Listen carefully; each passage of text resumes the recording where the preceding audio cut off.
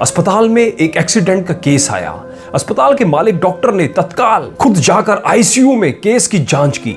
2-3 घंटे के ऑपरेशन के बाद डॉक्टर बाहर आया और अपने स्टाफ को कहा कि इस व्यक्ति को किसी प्रकार की कोई कमी या फिर तकलीफ ना हो और उसे इलाज व दवा के पैसे ना लेने के लिए भी कहा। तकरीबन 15 दिन तक मरीज अस्पताल में रहा। जब बिल्कुल ठीक हो गया और उसको डिस्चार्ज करने का दिन आया तो उस मरीज का तकरीबन 2.5 लाख रुपए का बिल अस्पताल के मालिक और डॉक्टर की टेबल पर आया। डॉक्टर ने अपने अकाउंट मैनेजर को बुलाकर कहा, इस व्यक्ति से एक पैसा भी नहीं लेना है। ऐसा करो, तुम उस मरीज को लेकर मेरे चैम्बर में आओ। मरीज व्हील चेयर पर चैम्बर में लाया गया। डॉक्टर ने मरीज से पूछा, राजेश भाई, मुझे पहचानते हो?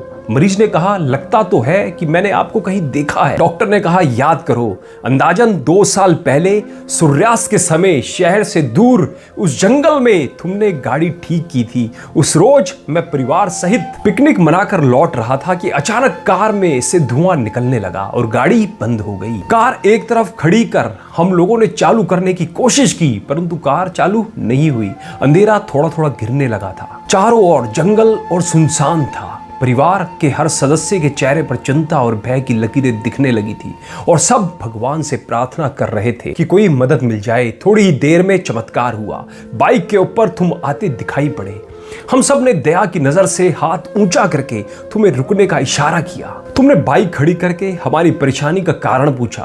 तुमने कार का बोनट खोलकर चेक किया और कुछ ही क्षणों में कार चालू कर दी। हमको ऐसे लगा कि जैसे भगवान ने आपको हमारे पास भेजा है, क्योंकि उस सुनसान जंगल में रात गुजारने के ख्याल मात्र से ही हमारे रोंगटे खड़े हो रहे थे। तुमने मुझे बताया था कि तुम एक गैराज चलाते हो। मैंने तुम्हारा आभार जताते हुए कहा था कि रुपया पास होते हुए भी ऐसी मुश्किल समय में बहुत बार मदद भी नहीं मिलती। तुमने ऐसे कठिन समय में हमारी मदद की। इस मदद की कोई कीमत नहीं है, परंतु फिर भी मैं पूछना चाहता हूं कि आपको कितने पैसे दूं। उस समय तुमने मेरे आगे हाथ जोड़कर जो शब्द कहे थे वह शब्द मेरे जीवन की प्रेरणा बन गए हैं। तुमने कहा था कि मेरा नियम और सिद्धांत है कि मैं मुश्किल में पड़े व्यक्ति की मदद के बदले कभी कुछ नहीं लेता।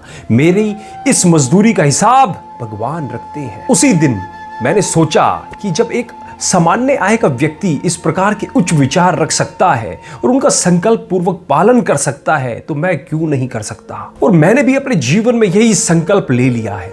2 साल हो गए हैं, मुझे कभी कोई कमी नहीं पड़ी।